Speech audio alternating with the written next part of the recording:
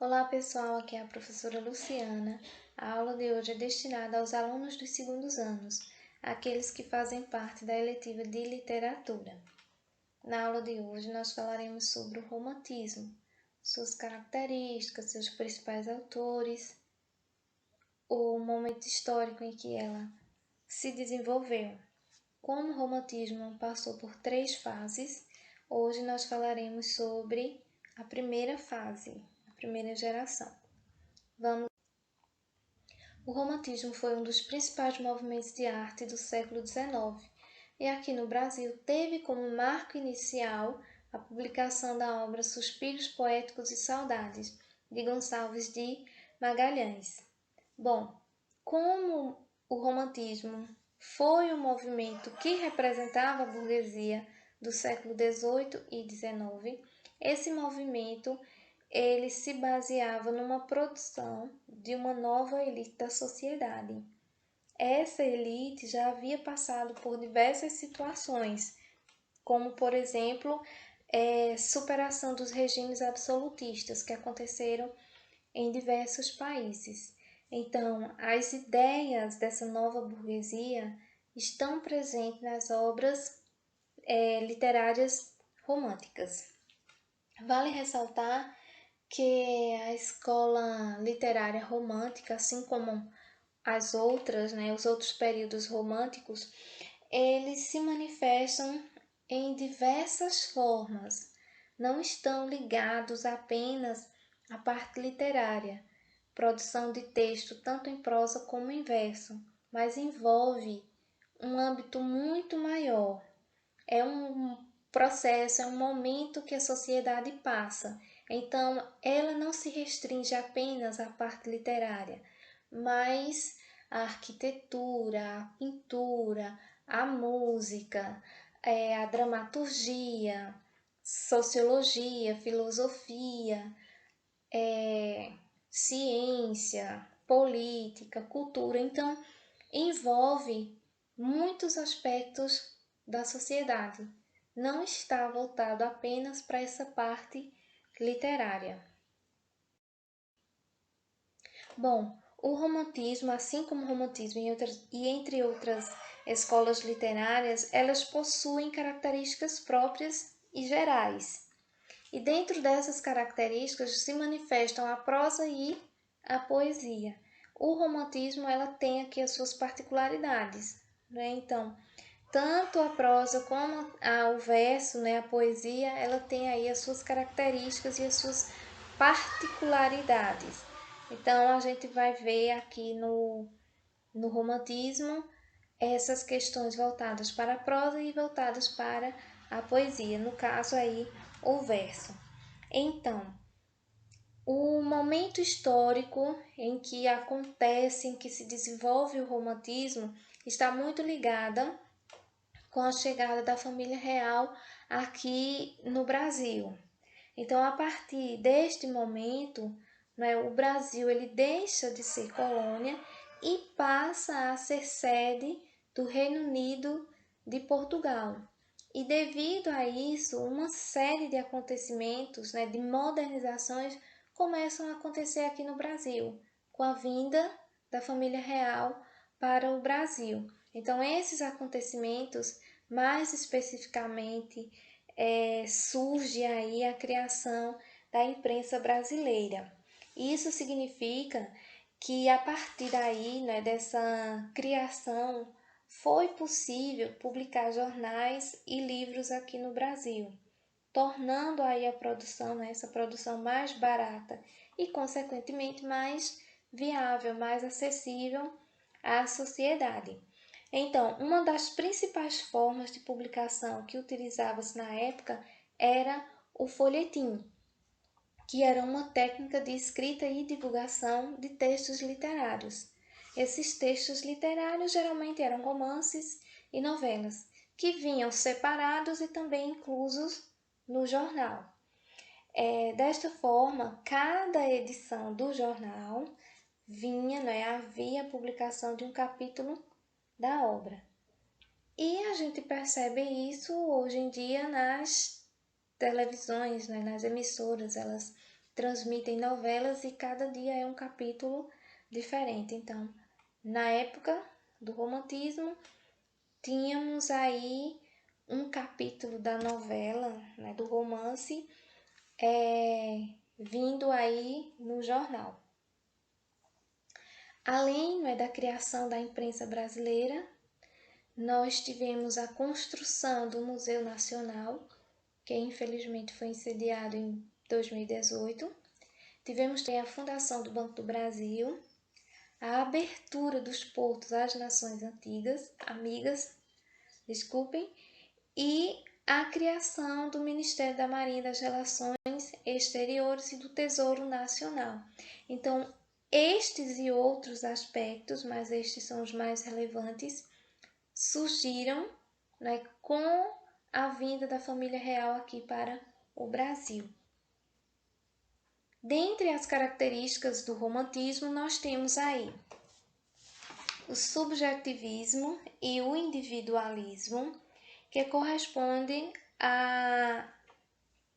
ao indivíduo, né, como primeiro plano, bem como suas paixões, seus sentimentos e maneira de ver o mundo. Então, nesse ponto, nessa característica, o indivíduo é colocado como primeiro plano, assim como as manifestações de todos os seus sentimentos. Temos o culto à sensibilidade, que faz relação às ideias contrárias ao iluminismo europeu. Estes privilegiavam a razão, porém, os brasileiros, né, eles traziam aí, enfatizavam aí a valorização do sentimento como a principal expressão humana e não a razão, como era vista pelos europeus.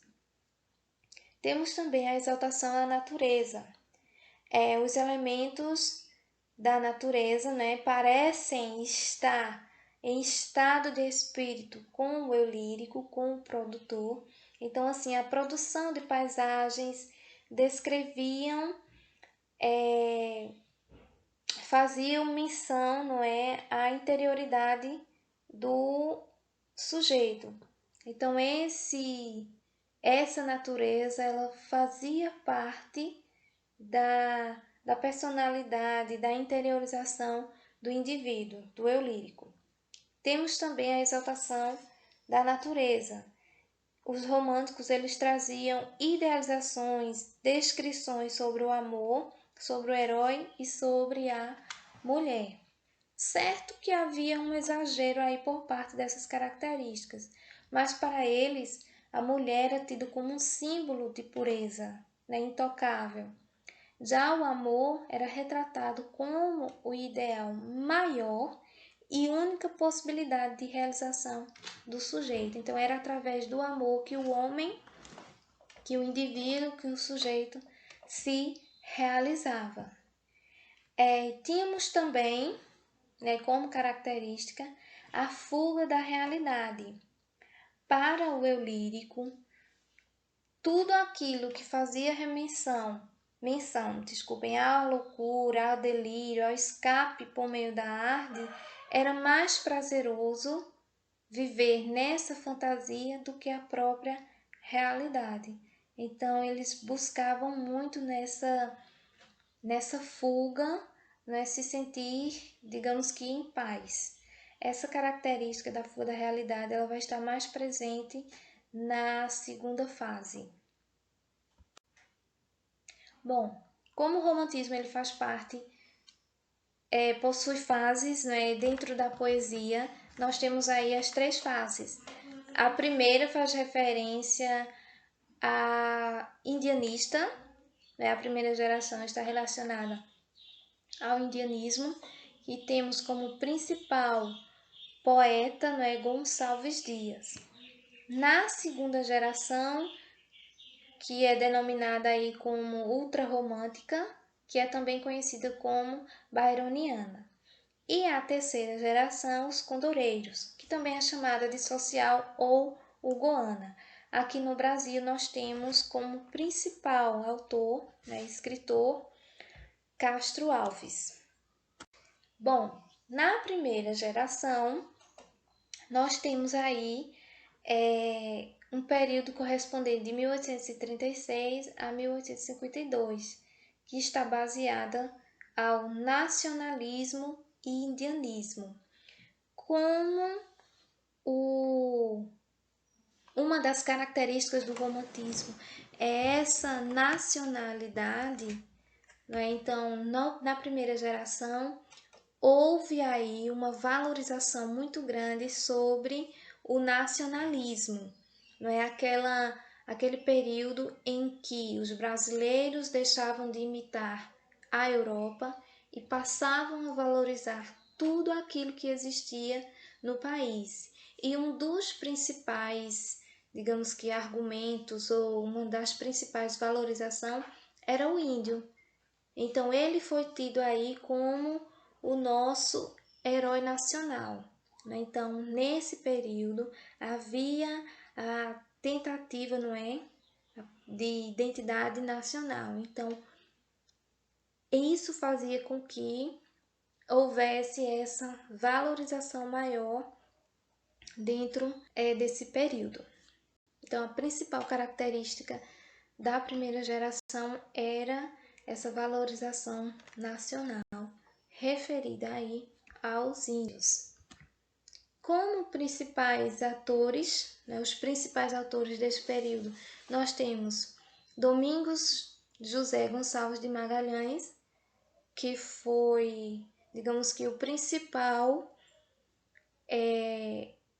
iniciador, né, da vertente romântica aqui no Brasil, com a sua obra Suspiros Poéticos e Saudades. Então, esse foi o marco inicial do romantismo com Gonçalves de Magalhães. Tivemos também Gonçalves Dias,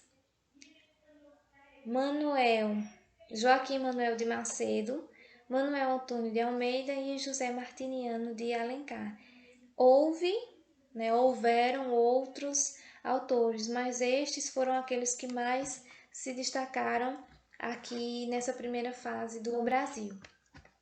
Para finalizarmos, nós temos aí uma canção do Exílio, de Gonçalves Dias. Esta canção ele fez em missão ao Brasil, no momento em que ele não se encontrava aqui. Então, essa canção ela é de saudade das terras brasileiras. Aqui as nossas referências bibliográficas e até a próxima aula.